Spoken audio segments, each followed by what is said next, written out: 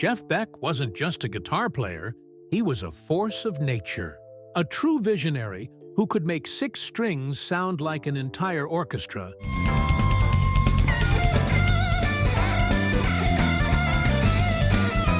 Beck transformed the electric guitar into something that seemed alive.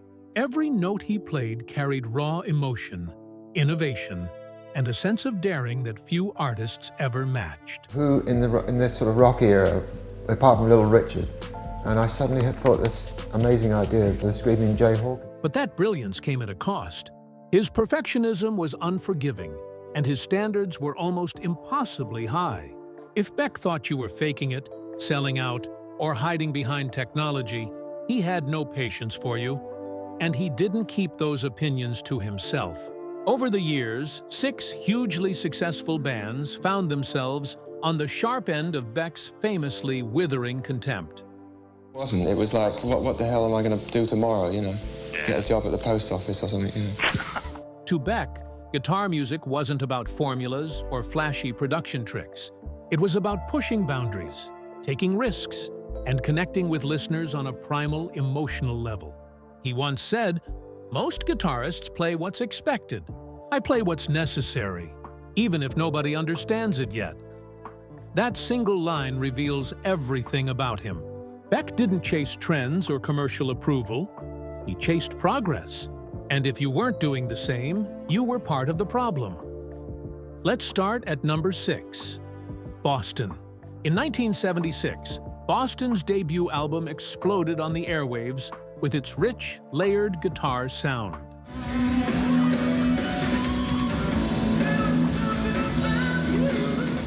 It was a commercial triumph, but to Jeff Beck, it was a beautiful lie.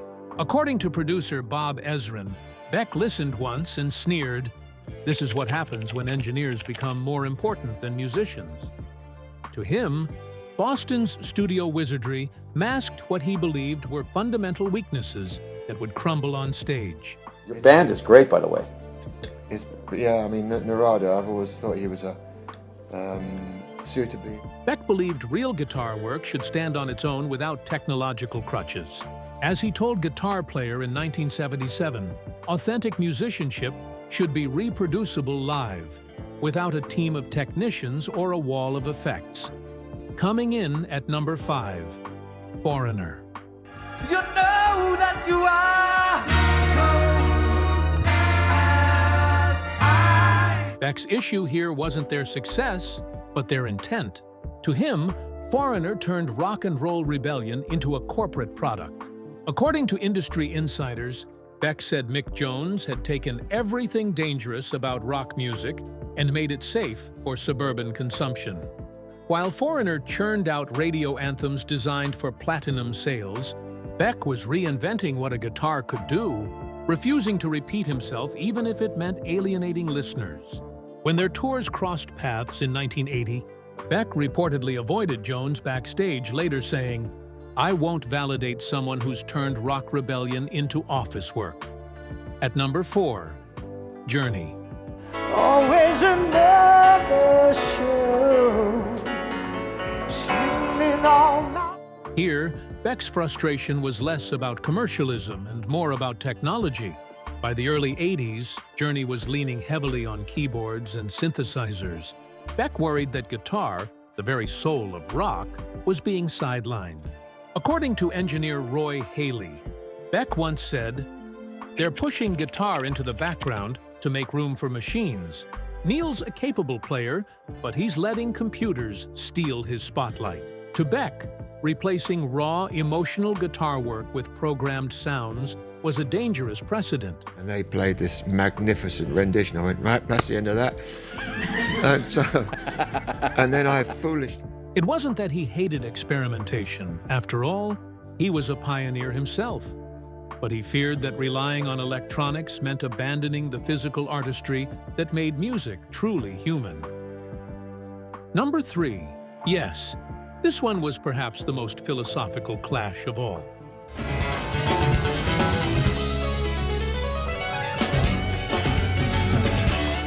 Beck respected technical skill, he had plenty of it himself, but he believed music should come from the gut, not a textbook. After walking out of a Yes concert in the early 70s, he reportedly said, "They're playing music like they're solving mathematical equations. Where's the soul?" To Beck, Yes represented the risk of rock music becoming an academic exercise. Brilliant on paper, but lifeless in spirit. At number 2, Pink Floyd.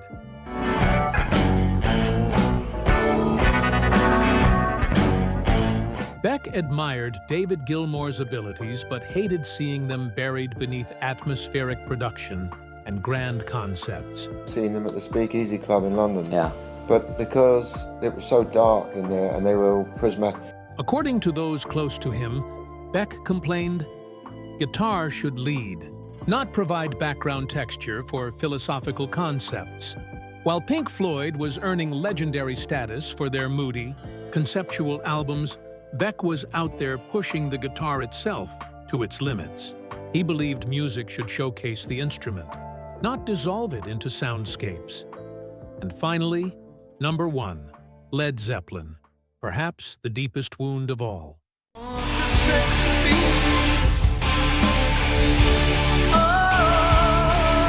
Beck and Jimmy Page shared a history from their Yardbirds days, but Beck reportedly felt betrayed when Zeppelin's debut borrowed techniques he believed he had pioneered.